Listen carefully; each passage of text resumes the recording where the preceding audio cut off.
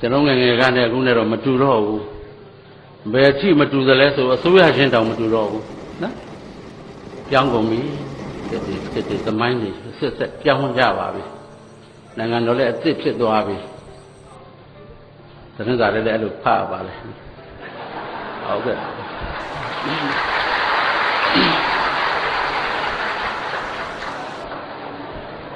ဝန်တာတော့ပေါ့ကျွန်တော်တို့ကတိုင်းသူပြည်သားတွေဆိုတော့နိုင်ငံတော်အသစ်ဖြစ်တော့ဝန်တာတာပေါ့နော်ဒါပြောတာပါလက်ကုပ်ပြီးတော့ရာဇသကြီးရနေပြီးတော့အမှုထပ်တိုးနေပါအောင်မယ်ရိုးရိုးပြောတာပါကျေးဇူးတင်တယ်စာပေဟောပြောပွဲဒီကျင်းပဖို့ခွင့်ပြုကြသူများကိုလည်းပဲကျေးဇူးတင်ပါတယ်ခင်ဗျသို့တော်လည်းပဲတက်တာလားတယ်ဘာဟောမှမသိဘူးဆိုသလိုပဲကိုတော့ကကျွန်တော်ဆက်မှုတက်မှာဝန်ထမ်းဘဝနဲ့လောက်တော့ကျွန်တော်လက်အောက်ကဥချစ်အေးတဲ့အသက်60ပြည့်တော့နေဝင်းမြင့်ရဲ့တဲ့ငါပြင်ဆင်သွားရင်ရဟန်းဝက်မယ်ကိုရင်ကြီးပေါ့ဝက်မယ်ပေါ့ဝက်ပါဥချစ်ရဲ့လို့ခင်ဗျဝန်ထမ်းဘဝတုန်းကသူများမျက်ရည်ကြီးပေါက်ကြအောင်လုပ်ထားတာမနှဲဘူးအဲ့တော့ကိုရင်ကြီးဝတ်လိုက်ရင်အပေတကားတစ်စိတ်လောက်တော့ပိတ်ကောင်းပါရဲ့ပေါ့နော်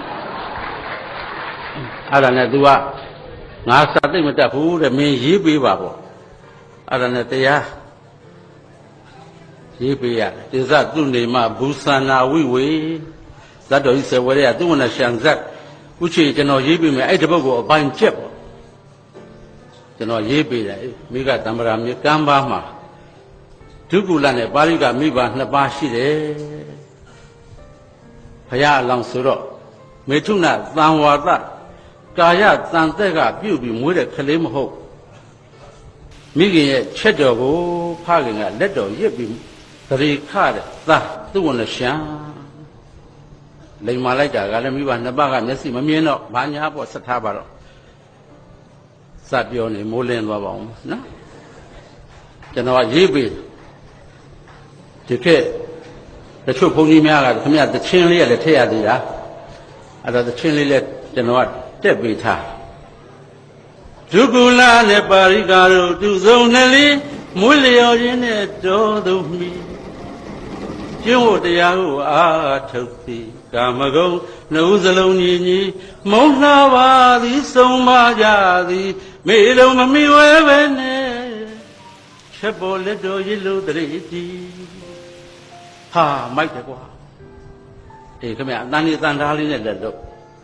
အေးမိကတမ္ပရာမြေကံပါမှာဖြင့်ဒုက္ကုလနဲ့ပါရိကမိဘနှစ်ပါးဘဲဆိုင်တန်းညာဆိုင်တန်းနဲ့ထမ်းလို့ရွှေစင်းလုံးဝင်ပါတဲ့သူဝနာသာမဘာအဲ့လိုလောက်ရမှာခင်ဗျရောက်တော့ကြီးဟောလို့မရဘူးအာကြက်တာကြက်တယ်ဘုန်းကြီးတာဖြစ်သွားတယ်ပြည့်မဲ့လို့မရှိဘူး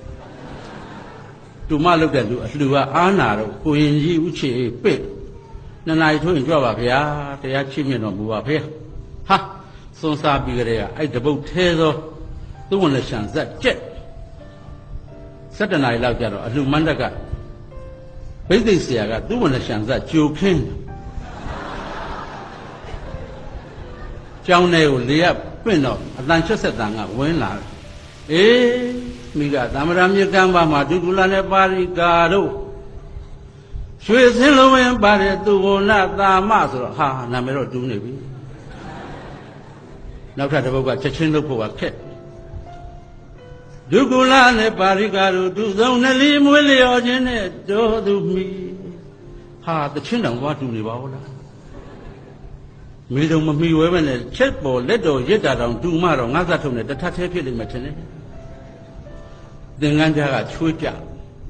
ဒီတပုတ်နဲ့ဟောစားနေတာမန္တထဲဝင်သာလာရတယ်ဒီကပူးလို့မင်းလမ်းမှာခလုတ်တိုက်လဲတော့ဒကမတွေကြားရကြဒကမတွေထူပေးလိုက်တော့ပြန်ထပလင်ပေါ်ရောက်ရင်ပူပူနဲ့တောက်တော့ရေခွက်မှတ်လို့တောက်တာရေစက်ခွက်ဖြစ်ကျွန်တော်လည်းတက်တာလာရတယ်ရေစစ်ပါနော်တောင်ကူစာပေကော်မတီကလူကြီးတွေကြီးပဲဆိုတော့ တိုက်လိုက်တာရေးကြည့်ပဲနော်ငရဲများကြီးမှကြောက်နေကြနော်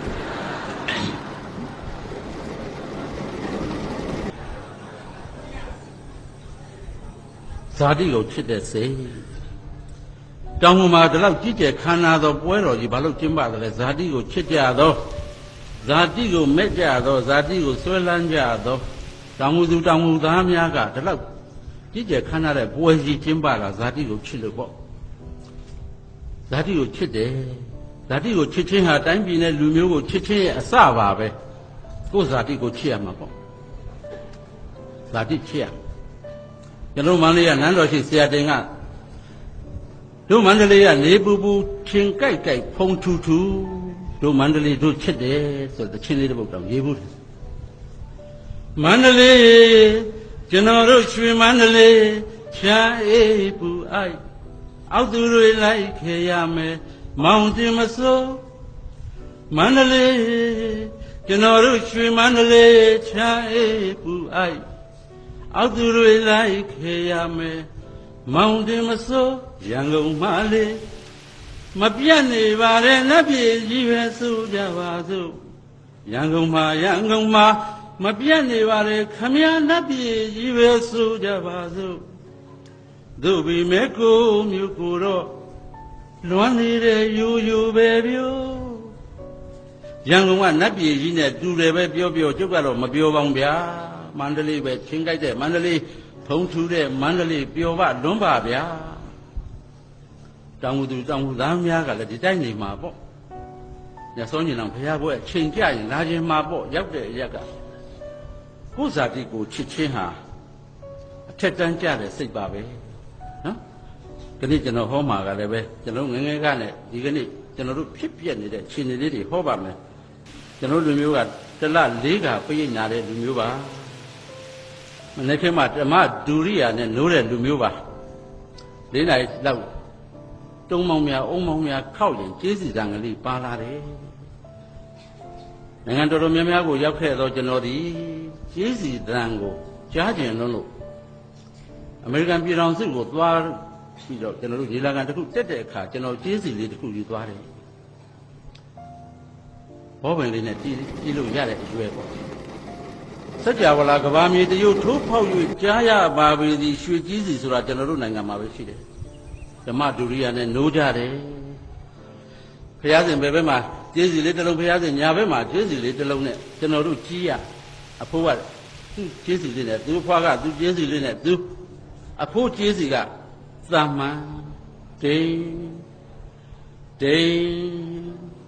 အရဟဒါရိနဝကုနေဟိအရဟံသာရှိသောကိုယ်ပါသောဂုဏ်တော်တို့နှင့်သာမဏံကတံပြည့်စုံတော်မူသောတေကြိုက်တယ်အဖိုးကလေးဖြူမှမဟုတ်ဖ ೇನೆ ဒါပေမဲ့ကြီးသိသူကအဖိုးက၅ပေါက်သူကျေးဇူးလေးကတေအရဟဒါရိနဝကုနေဟိအရဟံသာရှိသောကိုယ်ပါသောဂုဏ်တော်တို့နှင့်သာမဏေကတံပြည့်စုံတော်မူသောတေအဖွားကလည်းစုံသင်းပါမှာမဟုတ်ပဲနဲ့ပြီးသေးတယ်ဂါရောစနိဝတောစမိမိကိုမိမိနှိမ့်ချကြတယ်အကိုချေဦးညိုကကျွန်တော်နေဝင်းမြေလို့ခေါ်တော့ခင်ဗျာလို့သူကသခင်ဖယားကကြာတော့ခင်ဖယားဖြစ်တာပေါ့ခင်ဖယားကကြာတော့ခင်ဗျာကြီးသူကိုသခင်ဖယားလို့သူကပုဂ္ဂိုလ်ကိုတော့ကျွန်းတော်ကျွန်တော်ဟာကျွန်းပါပုဂ္ဂိုလ်ကိုနှိမ့်ချကျွန်းတော်မင်္ဂလိများကြတော့ခင်ထူးရေရှင်အရှင်လို့ထူတာပဲသူကလက်ကလေးမချီုံတမဲနဲ့အရှင်ကျွန်းမသူကလည်းသူ့ကိုသူကျွန်းမလို့ပြောတယ်မြန်မာမင်္ဂလိများကကျွန်းမလို့ပြောပြီးတစ်ဖက်သားကိုအရှင်လို့ထူတဲ့လူမျိုးပါယောက်ျားလေးများကသခင်ဖယားလို့ထူပြီးတော့ပုဂ္ဂိုလ်ကိုကျွန်းတော်လို့ပြောတာကျွန်းနှုတ်ဆက်ရှိသေးကျွန်းတောင်ခက်ကြီးမဟုတ်ခက်နှုတ်နော်ကျွန်းနှုတ်ဆက်ရှိသေးနော်ကျွန်တော်တို့ဟာသရတိလသုတ္တစာကပညာဟိရိဩတ္တပသူတော်ကောင်းဥစ္စာ9ပါးတည်းကနောက်ဆုံး2ပါးဖြစ်သောမကောင်းမှု၌ရှက်ခြင်းမကောင်းမှု၌ကြောက်ခြင်းဒီတရား2ပါးနဲ့စောင့်ရှောက်နေတဲ့လူမျိုးမကောင်းမှုကိုလုံးဝမရှက်တဲ့လူတွေလည်းရှိတာပေါ့ မကောင်းမှုလုံးဝမကြောက်တဲ့လူတွေလည်းရှိတာပေါ့ရှိပါစေကျွန်တော်တို့လူဖွဲ့စည်းဟာဖြင့်မကောင်းမှုကိုလုပ်ဖို့ရှက်မကောင်းမှုလုပ်ဖို့ကြောက်မြင်လာလေးကိုကြပြဖွဲ့တယ်မြင်လာလေးကိုစာဖွဲ့တယ်တဲလေးတစ်လုံးရှိတယ်မျက်တရားလည်းရှည်လို့နောက်ကတောင်တန်းကြီးနဲ့တိန်လေးတွေကလည်းလွင့်လို့အနားမှာတစ်ပင်လေးရတယ်နှစ်ပင်တစ်ပင်လေးပေါ်မှာဂျိုးလေးကနှစ်ကောင်းနဲ့ကြပြဆရာကဒီလိုမြင်ကွင်းကြည့်တော့ကြပြရေးတဲ့လူမျိုးဂျိုးနှစ်ကောင်းခဏောင်းပင်ကြီးနောင်ကလွမ်းအောင်ကူချွဲပန်းတော်ပြူပင်မြက်နေစာထူလှဖိုးတောင်သူတဲပန်းတော်ပြူပေါ့ပြောတော့ဗရောပြူပေါ့ဗရောညိုးပေါ့မြက်တွေအမတန်ခြူတဲ့မြက်တွေပေါ့နွားတွေသိကြက်တဲလေးနဲ့မြက်တော်ကလေးနဲ့သစ်ပင်ကလေးနှစ်ပင်နဲ့ဂျိုးလေးနှစ်ကောင်ခံစားတယ်ကြပြဆရာကကြပြရေးတယ်တချင်းကြီးဆရာကအတန်လေးထက်တချင်းလေးလှုပ်ပြီးဆိုတယ်အဲ့ဒါကျွန်တော်တို့လူမျိုးရဲ့အနုပညာဖြစ်တဲ့စိတ်ဂျိုးနှစ်ကောင်ထဏောင်းပင်ကြီးနောင်ကထဏောင်းပင်ကြီးနောင်မဟုတ်ပါဘူးထဏောင်းပင်ကြီးနောင်ကပင်ကြီးနောင်ဆိုနှစ်ပင်ပေါ့ဖတ်စာရဲတော့တပင်လေးကနေပြီးဂိုင်းခွဲထွက်ထားတယ်ဖတ်စာများထုံးစံအမှားတွေလည်းပါသေးပင်ကြီးနောင်ဆိုနှစ်ပင်ဖြစ်ရမှာပေါ့ကျွန်းပင်မောင်နှမလို့မောင်နှမကျွန်းပင်မတူဘူးကျွန်တော်တို့လူမျိုးကဘာသာစကားမှာကျွန်းပင်မောင်နှမကျွန်းပင်မောင်နှမကျွန်းပင်ဆိုကျွန်းပင်တပင်ထဲမှာမောင်တော်ရောနှမတော်ရောနတ်နှစ်ပါးစံတယ်လို့ပြောတာကျွန်းပင်မောင်နှမဆိုတော့နှစ်ပင်ပေါ့အခုလေဂျိုးနှစ်ကောင်ကထဏောင်းပင်မှာတူလို့ဒီဟာလေးကိုကြပြဖွဲ့တယ်အတန်ထဲတော့ဂီတဖြစ်ဂျိုးနှစ်ကောင်ထဏောင်းပင်ကြီးနောင်ကလွမ်းအောင်ကူချွဲပန်းတော်ပြူပင်မြက်ကဲနေသာထူလာဖို့တောင်သူတဲကြပြဖွဲ့တော့ကျွန်တော်တို့ရင်ထဲရောက်တာပေါ့ဒီလိုပါပဲကြပြတွေကနေတချင်းဖြစ်ကြတချင်းတွေကဝတ္ထုဖြစ်ကြကျွန်တော်တို့လူမျိုးကအမျိုးမျိုးသောခံစားမှုနဲ့နေကြတယ်စင်ကြီးမြန်ကြီးရေကြီးကျိုးတောင်နေရမခံပန်းပြန်ပင်စင်မြေနှစ်ရံပဲခက်လက်စိမ့်မြမိုးမခဘူးຫນွေလတန်ပေါက်ရင့်ကျင်ငယ်ရောက်ခါမှနှင်းတောက်တဲ့ရွှင်ရွှင်ပွင့်ဖူးတွေဆင်ကြသည်ဝဆနာလင်္ကာရကျွတ်ချင်းဖတ်ချင်းမှလည်းကျွမ်းကျင်တယ်အတန်ထဲတော့တချင်းဖြစ်တာပေါ့စင်ကြီးမြန်ကြီးရကံကိုဥတိုးကရေးခဲ့တော့ရှေ့တုန်းကတော့နန်းတွဲမှာရကံလိုရွတ်အဝေးရောက်မင်းဥအောင်ကြီးတို့ရှေ့တုန်းကတော့တမျိုးကြီးတွေပေါ့စင်ကြီးမြိုင်ကြီးကြီးတော်တောင်ကပါနေရမခံပေါင်းပြန်ပင်စံကပါမြေနှင်ရံပဲခဲလက်စိတ်မြမိုးမခဘူးကပါပြင်းစရာကောင်းတာရှေ့တုန်းကအဲ့လိုကြီးတွေကျွန်တော်တို့ခေတ်တန်လေးထဲတော့အခုနကျွန်တော်ရွတ်တဲ့ဝဆနာလင်္ကာရကတတ္ထာလင်္ကာရဖြစ်ရစင်ကြီးမြိုင်ကြီးရိတ်ကြီးတော်တောင်နေရောင်မခမ်းပေါင်းမြန်ပင်စင်မြေနှစ်ရံပဲခက်လက်စိမ့်မြမိုးမခဘူးຫນွေလတန်ပေါက်ရင်းချင်းငယ်ရောက်ခါမှနှင်းတောက်တဲ့ရွှင်ရွှင်ဝင်ဖူးတွေစင်ကြအလီစသဖြင့်တချင်းဂီတတွေဒီဘက်ကလူငယ်တွေနားထဲမှာပလတ်ထိုးပြီးတချင်းနားထောင်တယ်အင်္ဂလိပ်လိုတော့ back to nature လို့ခေါ်တယ်သဘာဝစီကိုကလေးတွေကပြန်သွားကြတယ်ဟုတ်တာပေါ့စာကနောက်မှတီးထွင်တာဒီအတန်နဲ့အယုတ်ကအရင်ဆုံးပေါ်လာကလေးတွေကအယုတ်ကိုစိတ်ဝင်စားတယ်ကျွန်တော်တို့လူငယ်တွေကအတန်ကိုစိတ်ဝင်စားပြီးစာသိမ့်မဖတ်ကြတော့သဘာဝစီပြန်သွားကြတယ်ကိုရီးယားကားတွေကြိုက်ကြတယ်ဘာကိုကြိုက်တာလဲဆိုတော့ power of drama လို့ခေါ်တဲ့ဒီ drama ရဲ့အားရှိမှုအပေါင်း technology လို့ခေါ်တဲ့နည်းပညာအပေါင်း audio လို့ခေါ်တဲ့အစင်တန်းမြင့်တဲ့အသံအပေါင်း visual လို့ခေါ်တဲ့အစင်တန်းမြင့်သောအယုတ်ဒီလေးခုပေါင်းလိုက်တဲ့အခါမှာ aesthetic map လို့ခေါ်တဲ့ယတမြေပုံတစ်ချက်ထွက်လာတယ်အဲ့ဒီယတမြေပုံကိုကြိုက်လူတွေဟာဂီတကိုမြန်နှိုးတယ်သဘင်ကိုမြန်နှိုးတယ်စာပေကိုမြန်နှိုးတယ်ဆိုပေမဲ့လည်းပဲကျွန်တော်တို့မြမဂီတတွေမြမစာပေတွေတဖြည်းဖြည်းနဲ့မှိန်လာတယ်လို့တောင်ထင်ရတယ်သတင်းတွေကရှေ့ရောက်နေတယ် CNN effect လို့ခေါ် CNN တက်ရောက်မှုကြီးလာတယ်နေ့စဉ်နဲ့မြကမ္ဘာသတင်းစုံတော်ကြီးတွေကတက်ရောက်မှုတွေကျွန်တော်တို့ကြားနေရတယ်အလိဋ္ဌာယုံတွေကြားနေရပြီ butterfly effect လို့ခေါ်တယ်လိပ်ပြာတက်ရောက်မှုတွေအမေရိကန်နိုင်ငံကလိပ်ပြာတကောင်အတောင်ခတ်လိုက်တာနဲ့ဟိုးအမေဇုန်တစ်တော်ကြီးတွေဝုန်းကနေပြိုကျကုန်တယ်ပညာရှင်တွေကဒီလိုတင်စားကြထားပါတော့ကျွန်တော်တို့ဟာအသက်ရှိတဲ့လူမျိုးသမိုင်းရှိတဲ့လူမျိုး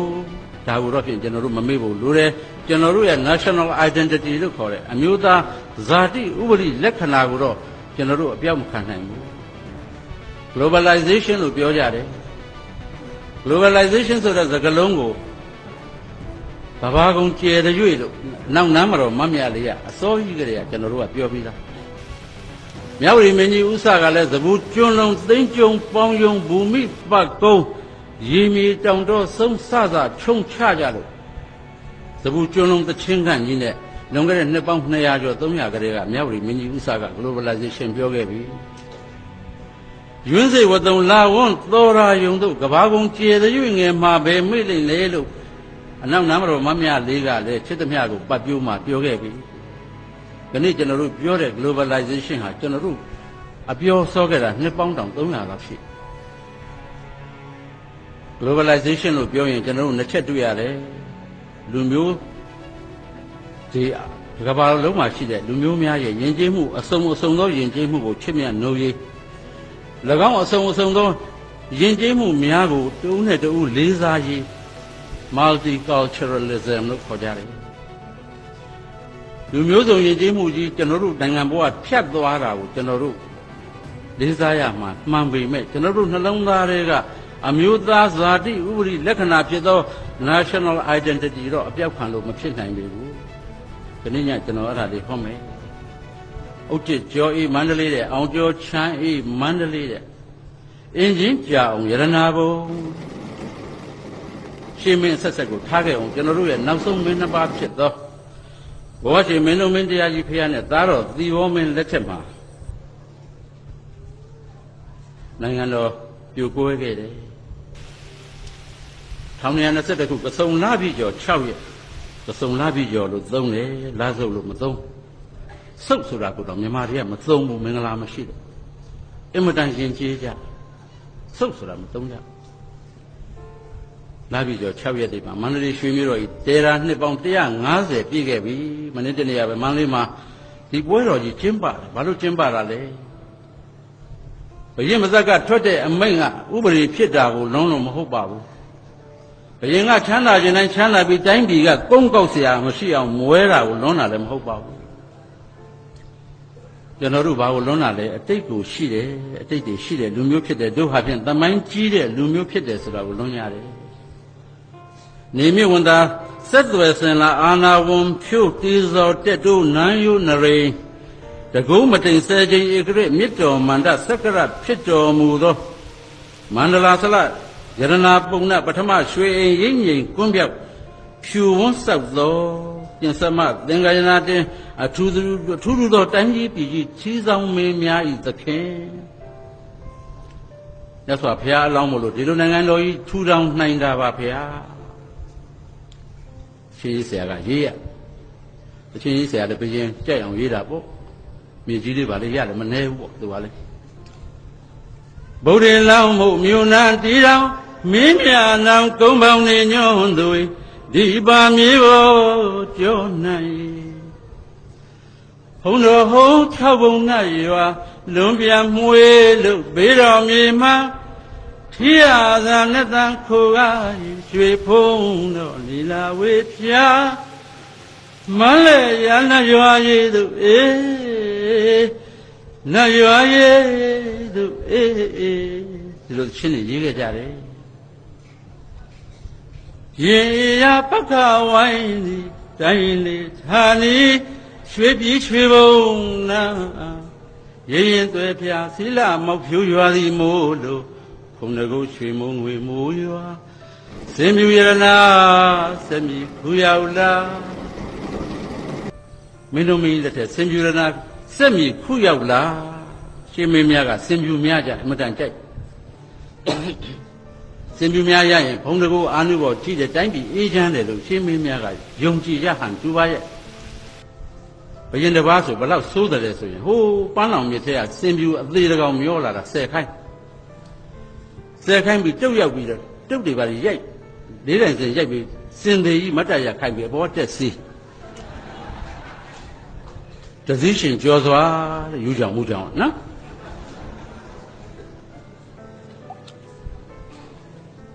စင်တစည်းတဲ့ပိုင်တော့တစည်းရှင်ပေါ့များပိုင်တော့စင်ပြူများရှင်ပေါ့ဘာလို့မင်းလက်ထက်ကဥပေါ်ဥကိုဖမ်းလာတဲ့စင်ကြီးပြပေါ်ဥဖះငါစင်ကြည်စမ်းကွဥပေါ်ဥကလှမ်းကြည့်တော့စင်ရစင်မဲဖြူရမဟုတ်လားကွဘယင်ကကြောင်းပြီးမေးဥပေါ်ဥကဝက်လက်ပေါ်ဥဖះမေးနေတာဩမသိပါဘူးဖះပြောစမ်းကွယ်စင်ဖြူသလိုလိုရှိပါဗျာဝိလက်ကြောင်မမလုံးနဲ့ဖြူတယ်ပြောမဲတယ်ပြောအခုတော့နည်းနည်းဖြူပါဗျာဒါပေမဲ့နောက်နှစ်ပေါင်း60ကြာရင်တော့ထုံးလို့ဖွေးဖြူတဲ့စင်ကြွေရနာဖြစ်ပါလိမ့်မယ်ဗျာစင်ရဲ့ကျန်လက္ခဏာပေါင်း350မှာပြနေပါလေဗျာဒါဟာစီးစုစင်မတော်ခေါ်ပါဗျာဟာမင်းစင်ကျန်လက္ခဏာသိတယ်ပေါ့သိပါဗျာဘယင်ပြုံးကြီးပြန်သွားတော့အမတ်တရပေါ်ဦးအတင့်ရဲလှယူလားနဲ့ဟမ်အမခံရဲလှယူလားဟာမရဲနဲ့လေနောက်နှစ်60ဆိုဘယင်လက်သေးပြီစင်လက်သေးပြီပေါ့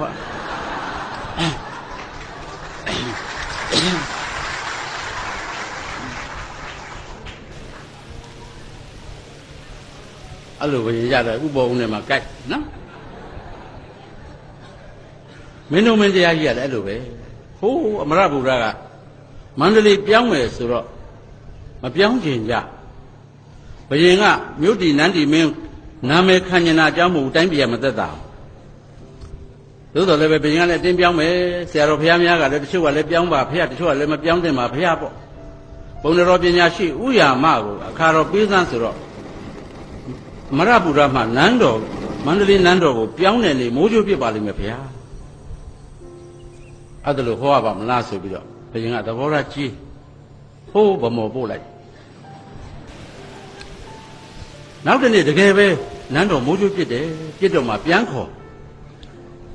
မင်းပြောတာမှန်ပါတယ်ကွာမှန်ပြီမယ်လည်းပဲပြောင်းလာပြီးမှတော့အခါကောင်းအောင်လုပ်ပေးပါအောင်ပုံတော်ကြီးရဲ့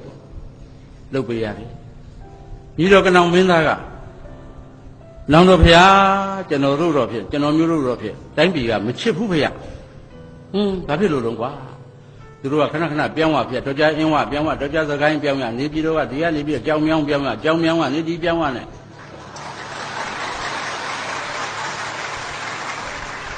လခါအင်းဝမှာဆန်းအင်းဝကနေစကိုင်းကနေအခုအမရဗုဒ္ဓမန္တလေးပြောင်းပြန်ပြီဆိုတော့တိုင်းသူပြည်သားများစလုံးမုံထည့်เสียခွတ်တောင်မကြံပါဘူးခင်ဗျာ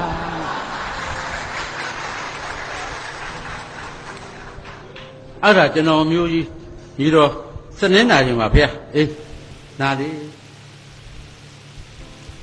အုံးမဲတွေမျက်နှာတော့ပစိုးအဆုပ်ကြီးပေါင်းနှောင်းတွေချွတ်ကနောင်မင်းသားကြီးကပစိုးစုပ်ကြီးကိုပါမန္တလေးနောက်ကညောင်ပင်ကြီးအောက်မှာတယောက်တည်းသွားထိုင်ဆေးဘောဟိုပြောင်းမှုပဲကြီးနဲ့ခြေထောက်တွေလည်းအုံးမဲတွေတော့မဲသေးလို့တကယ်တော်သားကြီးလို့ထိုင်တော့လှဲတစ်စီးဖြတ်မိဖို့2ယောက်အဖိုးလုပ်တဲ့လူကလှဲမောင်းလို့နောက်မှမိမလေးကပါတော့အဘကြီးနေပြည်တော်ထဲလားအေးနေပြည်တော်ထဲပေါ့မန္တလေးနေပြည်တော်ပြောတာနော်အဲ့တော့ကျုပ်လိုက်လို့ရမလားဗျရဲ့လဲကြုံရပါမောင်ရလဲကကျုပ်မီးလေးတယောက်ပါတာပါတက်ပါဆိုတော့ကနောင်ကိုရောကြီးကလှဲနောက်ပြန်စီလှဲရန်တိုင်းစုပ်ကိုင်သူ့မှတ်မိမှာဆိုအဘဘယ်တော့ဗျရဲ့ထင်းဘိုးလေးသွားတောင်းမလို့ပါကွယ်ဩထင်းဘိုးလေးလည်းမရမကတောင်းမှကလေးထမင်းစားမှာပါကွယ်လူတိုင်းပြည်ကဘယင်ကတိုင်းပြည် မြို့တီနန်းတီဘရင်လှုပ်ချင်တာသူယူတာအကြောင်းမဟုတ်တို့ကမသက်တာဘူး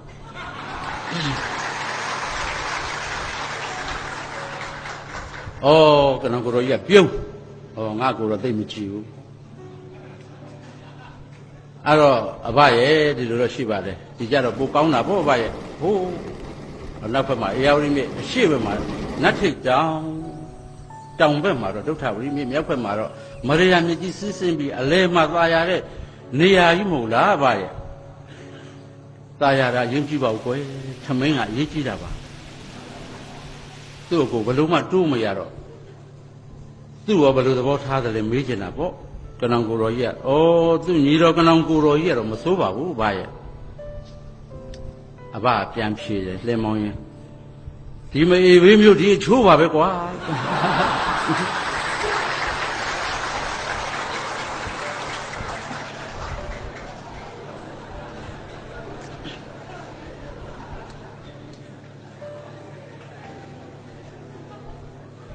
မင်းတို့မကြီးကိုပြန်လျှောက်တယ်လျှောက်တော့မင်းတို့မကြီးကပြုံးတယ်အေးအဲ့မှာပြင်စမသံဃာနာတင်တယ်နဒီမြောင်းတော်တို့ရွှေတချောင်းမြောင်းတော်တို့ရွှေလောင်းမြောင်းတော်တို့ water resource management ကောင်းကောင်းကျွမ်းကျင်တဲ့ဘယင်ဖြစ်တော့လေယာစိုက်ပျိုးရေးကိုဦးစားပေးတယ်လေရီယာဒီမှာစဘာဆိုင်ရင်ကောင်းကောင်းဖြစ်အောင်လို့တိုင်းပြည်ကတချမ်းကကျွန်းဖြစ်နေပြီအပေါ်အောက်ပိုင်းမှာအင်္ဂလိပ်ကအုပ်ချုပ်နေပြီအပေါ်မှာဘကိုးကစံမမှားရအောင်စံကောင်းကောင်းထွက်အောင်စီမံအုပ်ချုပ်တဲ့မင်းတရားကြီးဖေဟာဒါတော့ဒီဘောမင်းလက်ထက်ရောက်တော့တိုင်းပြည်ကကမောက်ကမဖြစ်ပြီးကုန်းပေါင်းစမဟာယာဇွန်တော်ဤတတ္တရာရွဲမှာကျွန်းဖြစ်တာကိုဦးမောင်မောင်တင်ကညာပြီးရေးတယ်ဓာတ်ကကိန်းခမ်းမကောင်းလို့ပါတိုင်းပြည်ပြရတာဘယင်ညံ့နဲ့မရေးရဲဘူးနော်ဘယင်ညံ့တာပေါ့ညံ့လို့တိုင်းပြည်ဆင်းရတာပေါ့အဲ့ဒါကိုဓာတ်ကိန်းခမ်းမကောင်းလို့ဖြစ်ရတာပါဆိုတော့ဘိုးကောင်းငင်ကကျဲရင်နက်ခတ်တွေလှမ်းပြီးတော့ဟိုကအပြစ်ရှာနော်ထားပါတော့ဒီဘောမင်းတရားကြီးလက်ထက်မှာတိုင်းပြည်ပြစ်တယ်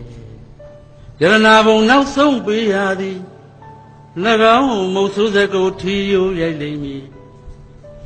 ယရနာဘုံနောက်ဆုံးပေးရသည်၎င်းမုတ်ဆိုးစကိုထီယိုရိုက်လိမ့်မည်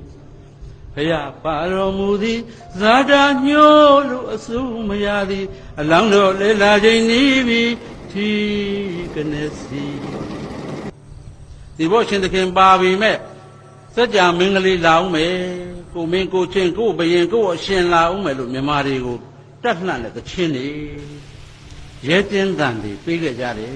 ဒီတဆရာတွေကဟဲနေမင်းအယုတ်ချီယိုးစုပ်ကဖုတ်ဖုတ်ကင်းကင်းအခုအစိုးရဇဝန်းထုတ်ရဲ့အဖိုးဖြစ်တဲ့ရွှေတိုင်ညွန့်ကစัจ जा တိုက်သချင်းရေးတော့အစိုးရကြီးခင်မောင်ရင်ကဒီသချင်းဆိုတော့အင်္ဂလိပ်ကဒီတပ်ပြားတွေလိုက်သိမ်းဗမာတွေကဟုတ်သားပဲစัจ जा မင်္ဂလိရှိသေးတာပဲဟဲနေမင်းအယုတ်ချီယိုးစုပ်ကဖုတ်ဖုတ်ကင်းကင်းနင်ထရနေဆိုင်လို့နင်အာမူကျူသွားနဲ့ခွင်းလိမ့်မည်အင်္ဂလိပ်ကိုသမရအုပ်ရှောင်းတို့ဖုံးကောင်ကနေရောင်ထုံးကစီးနှင်းပါသလိုထီယိုကိုမိုးကျူပြစ်မတဲ့စာရှိပါသည်အင်းကိုဟင်းသာစင်ပြီးစင်းရင်လေးနဲ့ခွင်းပြီးထုံမုတ်ဆိုးကိုမိုးကျူပြစ်မိအင်းဆိုတာအင်းဝဟင်းသာဆင်းမယ်ဆိုတော့မွန်ကအင်းဝကိုသိမ့်လိုက်မယ်စင်းရင်လေးနဲ့ခွင်းမယ်တဲ့ဒီမွန်ရံကိုအလောင်းမင်းတရားကြီးစတော့မုတ်ဆိုးဆက်မုတ်ဆိုးကလေးနဲ့ခွင်းလိုက်မယ်မွန်ရံကိုနှိမ့်နှင်းနိုင်လိုက်မယ်လို့တပောင်ထွက်တယ်အင်္ဂလိပ်ကိုအင်းဝကိုမွန်ကနိုင်မယ်ဒီမွန်ကိုမုတ်ဆိုးကလေးနဲ့ခွင်းလိုက်မယ်ဒီလေးကိုမိုးကျူးပစ်လိုက်မယ်ထီယိုကိုမိုးကျူပြစ်မတဲ့စာရှိပါသည်အင်္ဂလိပ်ကစနေနံထီယိုမိုးကျူပြစ်လိမ့်မယ်အချိန်တိုင်းငါတို့ကပြန်နိုင်ရမှာပေါ့ဒီထီယိုကိုမိုးကျူပြစ်မှာပေါ့လို့မြန်မာတွေကိုဒီလိုချင်းမျိုးနဲ့တတ်လှန့်လာကျွန်တော်တို့ငငယ်ကကျွန်တော်တို့မိဘများကကျွန်တော်တို့စိုးပြတယ်ကျွန်တော်တို့ရကုန်းဆောင်ကနေဟိုးမန္တလေးဆိုတော့ရွှေမီးတော်ကြီးဘယ်စီနေမှမသိပေမဲ့အဖိုးတို့ အဖေတို့ဆိုတယောက်တည်းပါတော်နော်အဖေတို့ဆိုလို့အဖိုးတို့ဖေတို့ကစိုးပြလို့နှလုံးသားတဲ့ဒီလိုသချင်းတွေရောက်ရတယ်ဘိုးဘိုးအောင်နဲ့ပထမဆရာအောင်နဲ့ဘိုးတော်ဦးဝိုင်းကသူ့အာနာလူမဲ့ထင်လို့ဗရန်နဲ့ရေစရန်တန်ကိုမထိုးပဲနဲ့ပထမအတက်နဲ့ထွက်ရလမ်းပောက်ဖို့ကြိုးစားတဲ့ပုဂ္ဂိုလ်တိုင်းပြည်ကိုတန်သေးတဆွေးဝဗရတေတပြေဝဒီလိုရည်ရွယ်ချက်နဲ့လုပ်တဲ့ပုဂ္ဂိုလ်ကိုသူထီးနှံလူမဲ့ထင်လို့ဘိုးတော်ဦးဝိုင်းကဘုံမှုတက်မှုတွေနဲ့ကျိုးတုပ်ပြီးဖမ်းခဲ့တယ်ပြောတဲ့အခါကျွန်တော်တို့ကအဖို့မျက်နှာကြည့်ရကျွန်တော်နှလုံးသားထဲဒီလိုသွင်းပေးတယ်အေးမင်းတို့ဘယင်ကိုပြောလိုက်ငါ့ကိုဖမ်းဖို့မပြောနဲ့ငါရေးတဲ့ဝါလုံးကိုဖျက်ကြည့်ပါအောင်တစ်လုံးဖျက်တော့နှလုံးပေါ်လိမ့်မယ်နှလုံးဖျက်တော့လေးလုံးပေါ်လိမ့်မယ်တယံကိုမစိုးထားနဲ့တော့ထင်ရှားအောင်မြင်ရပြီငါရေးပြပါတဲ့ဝတစ်လုံးကိုသာတီးမင်းပြအောင်ဖြတ်နိုင်ရင်ငါကိုနိုင်လိမ့်မည်ဩသယံကိုမစိုးထားနဲ့တော့ထင်ရှားအောင်မြင်ရပြီငါရေးပြပါတဲ့ဝတစ်လုံးကိုသာတီးမင်းပြအောင်ဖြတ်နိုင်ရင်ငါကိုနိုင်လိမ့်မည်ပထမကုံရောင်ဖို့အောင်ကဒီကဲ့သို့လျင်စွာပညာပြသည်ဒီဘယေမဟာသည်သူကိုယ်တိုင်ချင်းလေးအတင်းဖြစ်လိုက်တာကအစကဝတစ်လုံးကနှလုံးဖြစ်လာသည်နှလုံးဖြစ်ပြန်တော့လေးလုံးပေါ်ခဲ့ပြီနှစာတူရာဟာလေကျွန်တော်တို့ဗမာတကုတ်ပါခမနှစာတူရာဟာလေကျွန်တော်တို့ဗမာတကုတ်ပါခမလွန်ထူးဆန်းတဲ့စွမ်းဉာဏ်ကြီးဘိုးဘိုးအောင်ပါရမီဒီလိုဇက်နဲ့တချင်းနဲ့တွဲပြီးတော့ကျွန်တော်တို့နှလုံးသားတဲကိုသွင်းပေးတယ်ကျွန်တော်တို့ငငယ်ကဒီနေ့ကျွန်တော်တို့သားသမီးတွေကိုကျွန်တော်တို့ဒီလိုနှလုံးသားတဲကိုကျွန်တော်တို့မြန်မာအတန်မြန်မာစိတ်မြန်မာဂီတမြန်မာကြပြသွင်းပေးနိုင်ကြရဲ့လားကျွန်တော်တို့ကြောင်းတော့ကုန်းဆောင်ကြောင်းအတန်စီကံကြည့်တယ်ကျွန်တော်တို့ကျောင်းကြီးကဦးတန်းတင်အမျိုးသားကောင်းဆောင်ကြီးဗိုလ်ချုပ်အောင်စံလို့နဲ့ရေနံချောင်းမျိုးသားကျောင်းမှာနေခဲ့တဲ့ဆရာကြီးလူကပိန်တိုက်ပုံကလည်းစပြီးကျောင်းဆရာဖြစ်ကြတဲ့ပင်စင်သွားတဲ့ဒီတစ်ထည်လေးပဲဘသူကမှလည်းကြော့တာမရှိဘူးဒီတစ်ထည်ကိုလည်းမက်မက်ဆက်ဆက်ဝတ်တဲ့ကျောင်းဆရာကြီးကျောင်းမှာဟွန်တရောဆရာကြီးဦးလေးကျင်ဆိုတာငှားထားတယ် assembly မှာဟွန်တရောကြီးနဲ့နိုင်ငံတော်သချင်းဆိုကိုငှားထားတာကျွန်တော်တို့ကျောင်းမဲ့ကျွန်တော်အခုလက်ရှိတော့ကျွန်တော်အဲ့လိုမှတ်မိတယ်ဦးလေးကျင်လည်းပိန်ပိန်လေးဟွန်းတရောကြီးနဲ့9နိုင်ထိုးတာနဲ့ကျောင်းလာပြီးအလံတိုင်းရှိမှဟွန်းတရောကြီးကိုမှတ်ပြီးဘိုးရန်တင်ထားတယ်ကျောင်းသားတွေလာခြင်းလားမလာခြင်းလေးဆိုခြင်းဆိုမဆိုခြင်းလေးငါတာဝန်ငါဟွန်းတရောကြီးထိုးရမယ်မျိုးသားသချင်းဆိုတဲ့ဦးလေးကျင်တက်က80လောက်ရှိပြီဦးလေးကျင်နောက်မှာပီတီဆရာကာယဆရာနောက်မှာကြောင်းကြီးနောက်မှာဆရာမတွေတန်းစီရဆရာမတွေနောက်မှာသူငယ်တန်းကြီးကနေ9တန်းကြီးကျွန်တော်တို့ကအဲ့တော့9တန်းကျောင်းပေါ့တန်းလာကျောင်းခေါ်ပါတယ်အားလုံးငြိမ်ဆရာကြီးအမှန်တန်စိတ်ကန်းကြည့်တယ်နိုင်ငံတော်သချင်းမညီရင်တန်းနဲ့မဝင်ရဘူးနိုင်ငံတော်သချင်းကိုကြနာနာတသန်နဲ့မညီရင်9နာရီအစင်မလီကနေ့လည်းတစ်ချက်ထိုးပါစေမဝင်ရဘူးသူလည်းမဝင်ဘူးငြိမ်ဟွန်တရောဆရာကြီးလည်းဘိုးလေးကျင်းလို့ဆရာကြီးကကျိန်လေးဝင်တော့ကျောင်းဆောင်ကြီးကဒေါင်းခောက်ရင်ပီတီဆရာကတယောက်တည်းစုတရားမြတ်တာလွတ်လပ်ခြင်းနဲ့မသွေတို့ပြေတို့မြေမြတ်လူခသိငိမ့်မြောင်းစေဖို့ခွင့်တူညီမြဝါရဖြူစင်တဲ့ပြေတို့မြေပြည်တော်စုအမွေအမြဲတည်ရန်စေအဋိဌံပြုဝေထိမ့်သိမ့်စုလေဆိုမှတကြောင်လုံးကကလေးတွေကကဘာမကြည့်အဲ့ဒီကဘာမကြည့်ကိုဆရာရနားထောင်ဒါမှမညီဘူးကဘာဟိုနောက်ကကဘာ2တန်းကကဘာ9တန်းကကဘာနဲ့ဆရာရကျိန်လေးပြန်ဝင့်တောင်းကင်ဆော့ပေါ့ဒါကင်ဆော့နိုင်ငံတော်သချင်းစဆိုတောင်းတရားမြတ်တာလွတ်လာခြင်းနဲ့မသွေတို့ပြေတို့မြေမြတ်လူခသိငိမ့်ကြောင်းစေဖို့ခွင့်တူညီမြဝါရဖြူစင်တဲ့ပြေတို့မြေပြည်တော်စုအမွေအမြဲတည်ရန်စေဒိဋ္ဌံပြုဝေ ထိန်သိမ်းစို့လေကဘာမညစ်ဘူးဆရာကြီးကနောက်လှည့်ကြည့်တာတရားခံဖမ်းလို့ပဲရမလဲခလေးရအများကြီးကိုကလည်းကိုမဟုတ်တယ်လို့တောင်းနိုင်ငံတော်ကိုဒီတဲ့ချစ်တာမရှိတော့ဘူးဆိုပုံလား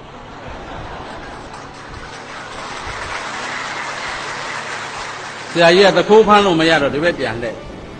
တောင်းကန်ဆော့နိုင်ငံတော်သခင်စဆိုတရားမြတ်တာကျောင်းသားတွေကတနာတာလေပီတိဆရာတယောက်တည်းတရားမြတ်တာမမြတ်တာဘေးချီတို့ဆရာကြီးတော့လိန်ကောင်းထွက်တော့မယ်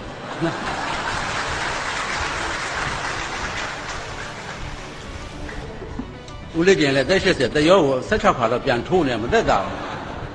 ဘူးပီတိဆရာကလည်းတယောက်တည်းတရားမြတ်တာနေရတော့ဆရာကြီးတနာပါဒီခါညီကြဆိုကျွန်တော်တို့ချင်းညီကြဆိုညီတယ်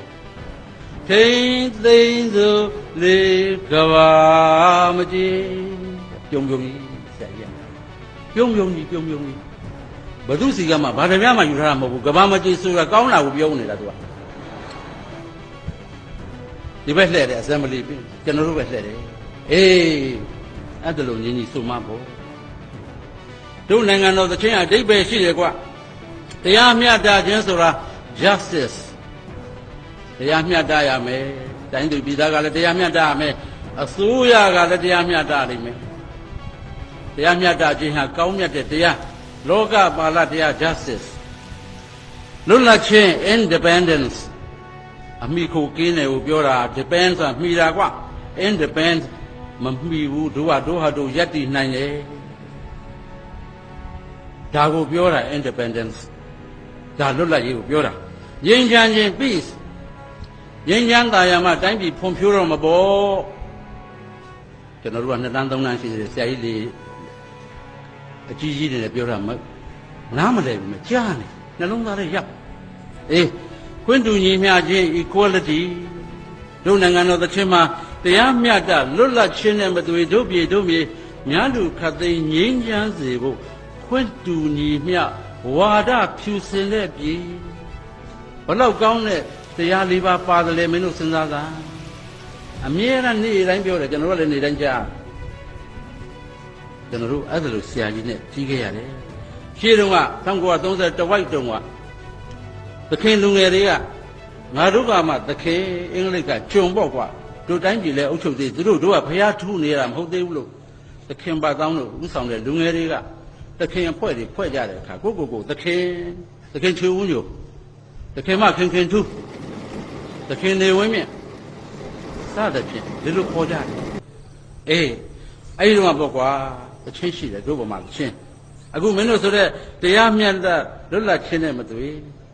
တရားမျှတလွတ်လပ်ခြင်းနဲ့မသွေတို့ပြည်တို့မြေရှိကသချင်းထဲမှာဒီလိုက်တွေပါတာပေါ့ဩအမျိုးသားရင်တို့ကြပါတို့ဗမာ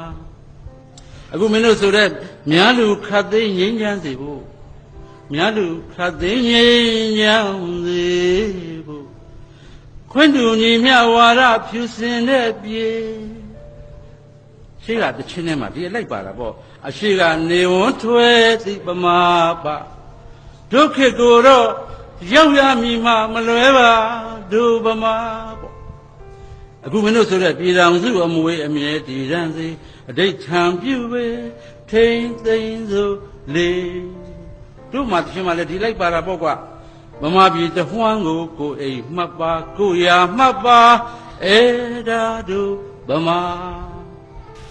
အဲ့ဒါလို့နှစ်ပေါင်းများစွာကျွန်တော်တို့ငယ်ငယ်ကကြားခဲ့ရအခုသမီးလေးဒုတိယတန်းတက်တော်မယ်သမီးကိုမေးရသမီးရဲ့ကျောင်းမှာနိုင်ငံတော်သချင်းဆိုရသလားဆိုတော့တနင်္လာနေ့တောက်ကြဆိုရတယ်ဩနိုင်ငံတော်သချင်းဈေးစစ်နေကြသေးတယ်ကွာဒီအတန်လေးဒီအဓိပ္ပာယ်တွေကျွန်တော်ကရောက်ချင်လို့ပြောတာတနင်္လာနေ့ကျသမီးမေးရသမီးလေးရဲ့ဒီနေ့နိုင်ငံတော်သချင်းဆိုခဲ့ရလားမဆိုပါဘူးပါဘာလို့လို့မိုးရွာလို့ဩရာသီဥတုနဲ့လည်းဆိုင်တဲ့ကွက်နိုင်ငံတော်သချင်းကရာသီဥတုနဲ့လည်းဆိုင်တဲ့နိုင်ငံတော်သချင်းအေးပတ်မှလည်းဆိုရသေးတောက်ကြလေးကြမေးကြည့်တယ်သမီးဆိုပါမဆိုပါဘူးပါကြီးဘာလို့လို့ကြောင်းကြည့်စီဝေးသွားလို့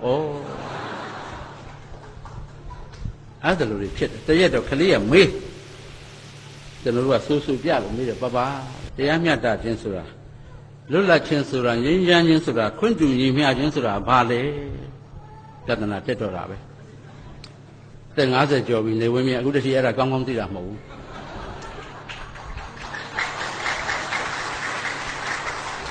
အဲ့တော့မေအေးကလည်းစာရေးဆရာမဆိုတော့သမီးရဲ့ဒါမျိုးကြမေးရမမေ့မေးရတယ်စာရေးဆရာဆိုတော့သမီးဝက်လက်ကြောင်ပါလို့တော့မေးစီရောက်ပါဒီဖေဘာပြောတော့ပပက तू ကဝိုးလိုဝါဒပဲလို့ပြောတယ်မေမေစီလွတ်လိုက်တာအေး तू ကဝိုးလိုဝါဒငါလည်းခတ်ထွေးထွေးရဲ့တဲ့နော်တကယ်ပါနေဝင်းမြင့်တို့အခုတည်းတရားမျှတခြင်းလည်းသိမသိပါဘူးလွတ်လပ်ခြင်းရတာလည်းသိမသိပါဘူးငြင်းချမ်းခြင်းဆိုတာတော့ဝေလာဝေးခွင့်တူညီမျှခြင်းလည်းအခုတည်းနားမလဲသေးပါဘူး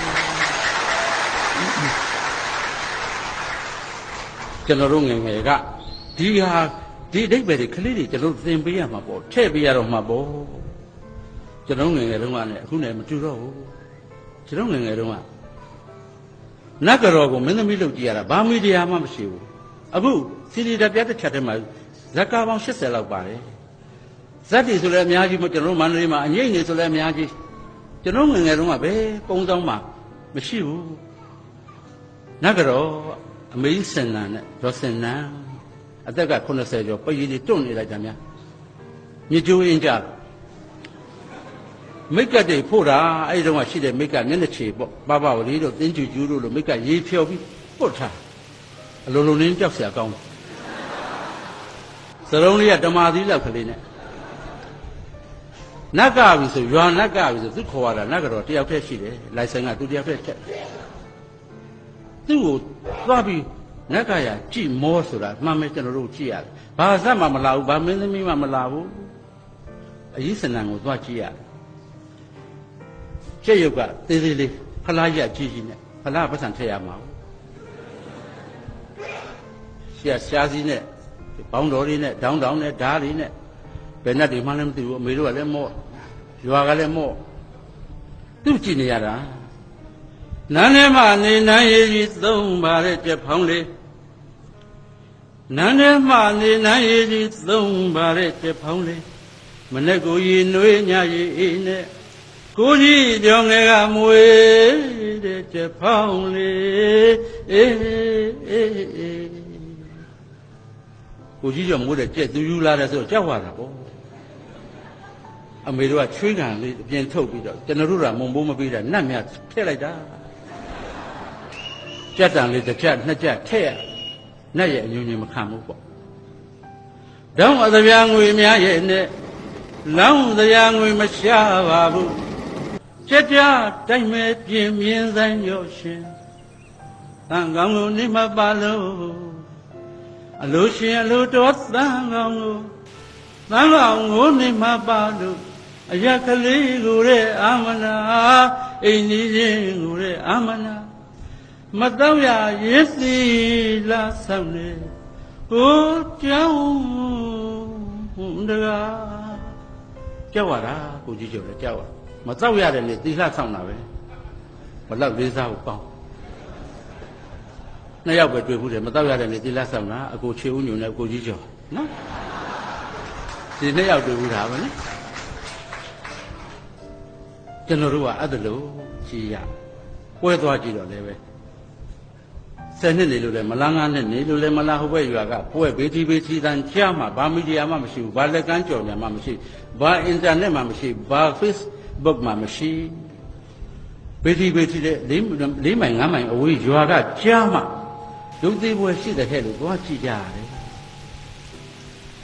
ကျွန်တော်လည်းဟောပါတယ်စင်ကာပူမှာလည်းဟောပါတယ်ဒီမှာတောင်းတိုက်ဆန်လို့ကျွန်တော်တို့ငငယ်ကဘဝနဲ့တူလို့ပင်ခေါင်တိုင်းတပြေခိုင်းတဲ့ရှေ့ဘက်ကနေမှိုင်းလို့ဘေတိစောတိုးဟိပြောမြင်းညံတွေကကမြဲသချမ်းရွာသားကိုအေးကျော်ရဲ့ရုပ်သေးပွဲသွားရအောင်သချင်းကိုကြားရတိုင်းကျွန်တော်ငငယ်ကပွဲကြည့်တာသတိရတယ်သူများလှဲ့နဲ့ကတ်လိုက်ရတယ်စစ်တောင်ဆင်းရဲပွဲသွားကြည့်ရတယ်ရေခတ်ပြန်ကတိလှပေါ့ဘိမှန်ကဘယ်စီနေတောင်းတောက်အောင်မွေအမေသမီးပွဲသွားကြည့်ပါရစေအမေရဲ့တောသူတွေကသမီးရဲ့ရေလေးခတ်ခဲ့ပါအောင်အမေရဲ့သူများတဲ့နဲ့လိုက်ရမှာဘယ်လိုလုပ်ခတ်မလဲတိုက်ခတ်ပါအောင်သမီးရဲ့ခတ်တော့ကတိမှာပေါ့အမေရဲ့အမေက ပြောတော့လည်းမငင်းစံသာဘူးသွားပြီးတော့ရေလေးတစ်ခေါက်နှစ်ခေါက်ခတ်ရေခတ်တယ်ဆိုလို့တွင်းလေးကခတ်လာတာမဟုတ်ဘူးလက်ရက်တွင်းလေးတွေရတယ်ရေမှုန့်နဲ့စစ်ပြီးခတ်ရအိမ်ရောက်တော့အမေကသာလွတ်ရင်စပယ်ပန်းလေးအိမ်ကပွင့်တဲ့ပန်းလေးကုန်းထားပြီးရေစိုးဝက်ကလေးနဲ့အုပ်တပည့်ကမရှိတော့တပည့်အဟောင်းလေးမဲနဲ့ပြားနေအောင်စိုးပြီးတော့ဒါလေးအမေလွတ်ရင်ခြုံရမှာပွဲကင်းနေအလှပြင်တော့လည်းဘာမှမရှိဘူး Revlon တို့ Max Factor တို့ဘာတို့ပဲရှိနေမလဲတော့မှရှိရကြောက်ပြင်ကတချမ်းပဲ့နတ်သမီးကျွန်းထဲမှာပိုးလောက်လမ်းလေးရ14-15ကောင်နဲ့တွေးလိုက်ရတာတဏှာတုံးကအပွေးမရှိကြည့်ရတယ်မှန်းကဗရာမပါဘောင်လေးဘက်မှာနှစ်ဖက်ကကျိုးလို့ထရန်တုံးနဲ့ထိုးထားဂျစ်နဲ့သူ့ထွက်လာတဲ့ပါးလေးလိမ့်ပြီးတစ်ဖက်ကလေးချုပ်ပြီးအမေသွားမယ်နော်အမေအကြီးတဲ့ဘသူကပန်းဖွက်ထားပါလိမ့်တော့စပယ်ပန်းဘသူဖွက်ပါလိမ့်ပြေးကြပါအေးလဲကလည်းသွားတော့မယ်ရေခပ်ပြန်ကတိလှဝပြီးမှန်ကပဲစီနေတောင်းတောက်အောင်မွေးစပယ်ခွေဘသူဖွက်ကြစိတ်ပြဖို့အေးရှာစားဟဲ့ရောင်းမရေလောင်စားနဲ့ရောင်းမရေရှာရေအောင်လေမောင်ကြီးစောင့်မအောင်လဲသမားလေလှန့်တာစပယ်ခွေပန်းကြီးအောင်မလေးတပည့်ပြားချုံလိုက်အောင်မလေးစပယ်ခွေလေးပန်းနာလေးစပယ်ပြားလေးချုံလာလေးကျမအကိုရဲ့လန့်တောင်သွားတယ်နော်လေဝဲမြေတောင်မှာတရားခံဖြစ်နေမှာနော်ရေခပ်ပြန်ကတိလှပေါ့ဘိမှန်ကဘယ်စီနေကတိတယ်အမတန်အလုတ်များတာကတိတယ်တောင်းတောက်တယ်တောင်းမကြီးကသားသမီးတွေပျောက်တဲ့ကတော်ထဲမှာလေပင်ကြီးထောင်ပြီးတော့တောက်နေအတန်ပေးသလိုပဲတောင်းတောက်တယ်ဆိုရှာတာပေါ့ရေခပ်ပြန်ကတိလှဖို့ဘိမှန်ကဘယ်စီနေတောင်းတောက်အောင်မွေးစပယ်ဝေဘသူဖွက်ကြစိတ်တပေါ်အေးလောင်စားနဲ့ရောင်းမရေလောင်စားနဲ့ရောင်းမရေရှာရေအောင်လေမောင်ကြီးရေစောင့်မအောင်စပယ်ဝေပန်းကြီးအောင်မလေးတပည့်ပြားထုံလိုက်အောင်မလေးဘယ်ချိန်သွားလဲဆိုညနေပေါ့ဟိုးနေလုံးကြတဲ့ချောင်းရိုးစားထရောစီမှာတိုးလဲတွေပွဲသွားကြည့်တော့နေဝင်းမြင့်တို့အဲ့ဒီလဲပေါ်ပါခဲ့ရတယ်ဘဝကျွန်တော်ငယ်ငယ်ကမီဒီယာမရှိဘူးဘဝနီးနေညို့လားချောင်းရိုးစားထရောစီလေးတွဲရဲမြည်လဲရန်ကတည်းစီပါတဲ့ရုပ်သေးလဲရန်ကတည်းစီပါတဲ့ရုပ်သေးဟိုဘက်ရွာပွဲသွားကြည့်ရတယ်အင်မတန်ဆေးရတဲ့ဘဝတွေပါသူတို့ပြောကြပါစို့တော်တော်ချေရပဲတနားကြောကနော်ကျွန်တော်ဘယ်လိုကြည့်ရလဲကျွန်တော်ရွာမှာ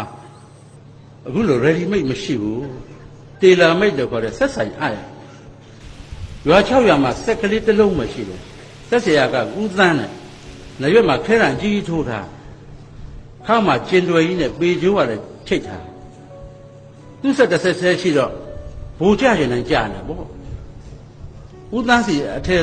အင်ကြီးသွားအရင်တကြီးအစလှဲသမားအထိကျွန်တော်တို့ကလေးတွေကမကြမ်းတရွာလုံးကအင်ကြီးစားယူသွားပြီးသူ့စီသွားကြောင်းကြိုက်အင်ကြီးပေါ်ချွတ်ပြီးလက်ကားပေးထား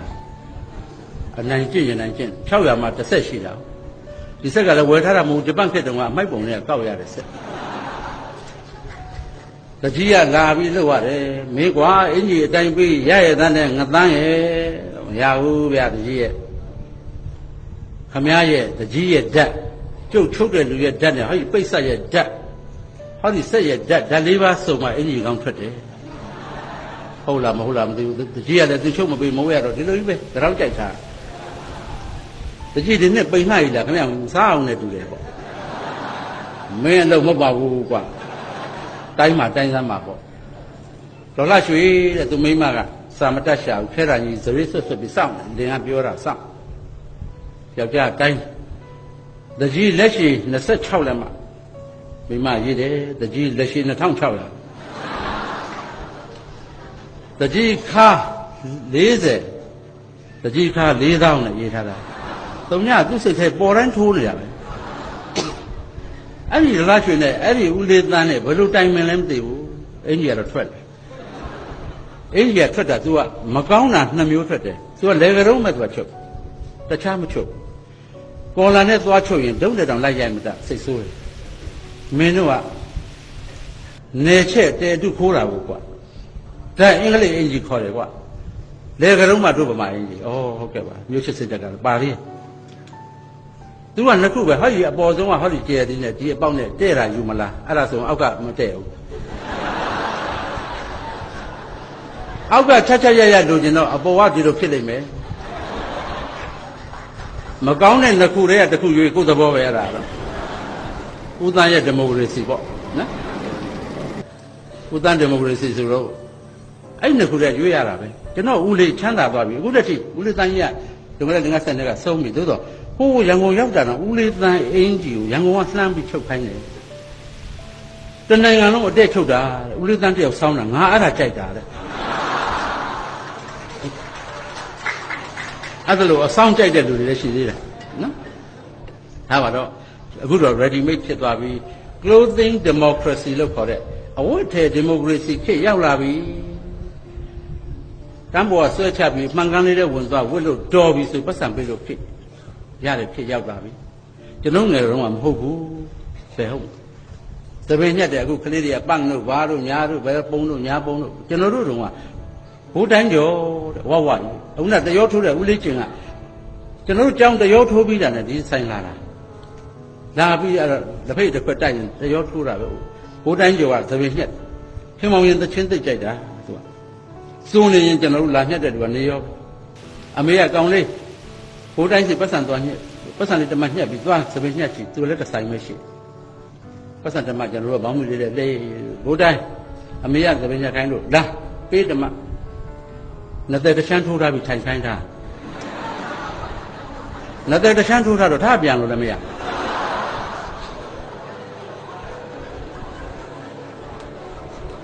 နောက်ကလေးတယောက်လာပတ်စံတမနဲ့ဘိုးတိုင်းအမေကဘေး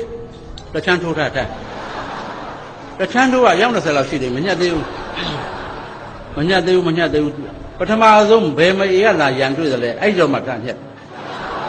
ဦးလေးတင်ကတရောနဲ့သူကအဆူနဲ့ခလေးတွေအများကြီးပဲရင်းတနွယ်နွယ်စင်းတလေလေကံကြီးရဝဲမောင်မဲဆုံးကျင်းဖောင်းတဲ့ကေမျိုးလို့ထူရတယ်ခင်မောင်ရင်တချင်းတွေကုန်းဆူတာပဲအမေရလိုက်လာပြီဟဲ့ခမင်းစားချင်းတောင်ကြော်နေပြီကိုတိုင်းရောဘယ်လိုလုပ်တာတော့ဟာနင်းသားပဲဟာလို့ဟုတ်ပါ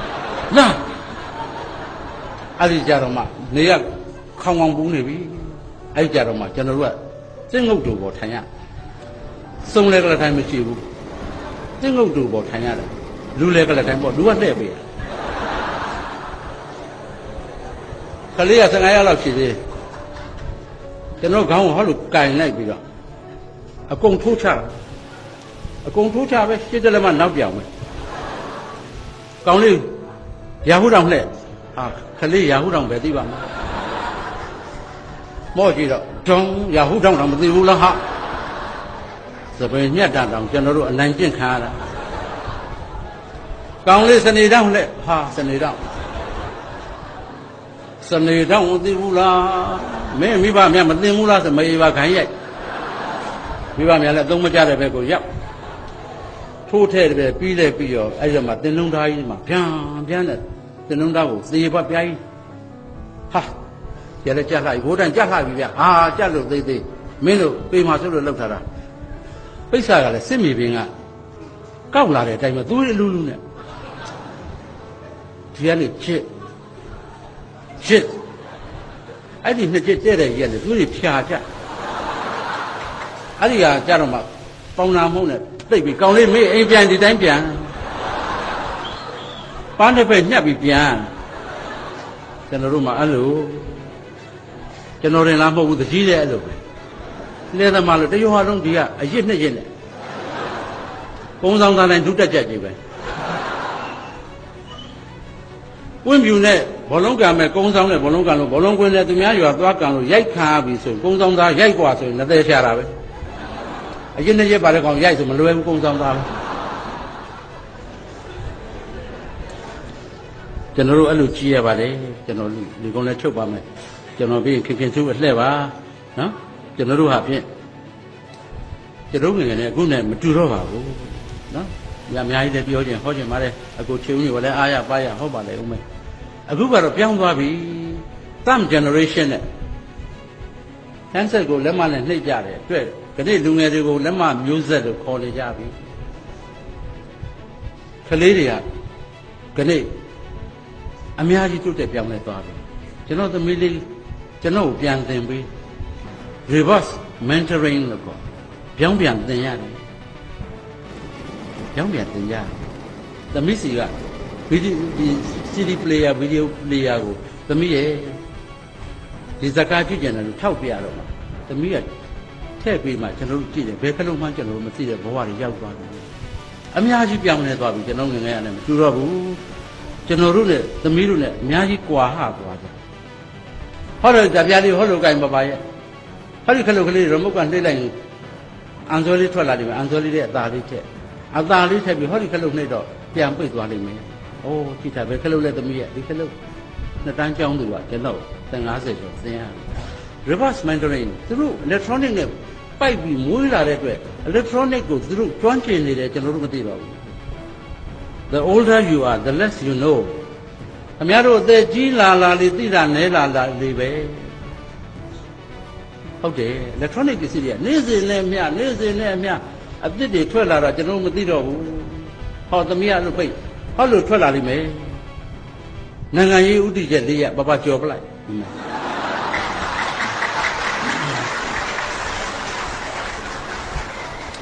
ခလေးဆိုတော့တန်ဖိုးမသိတော့ကြော်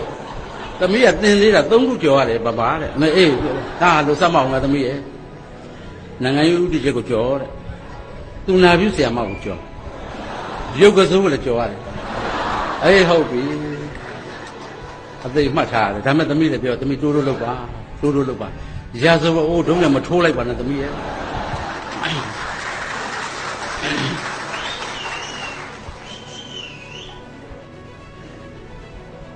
ကျွန်တော်အမေဆိုတာတဲ့ခင်ခင်ထူးအမေပေါ့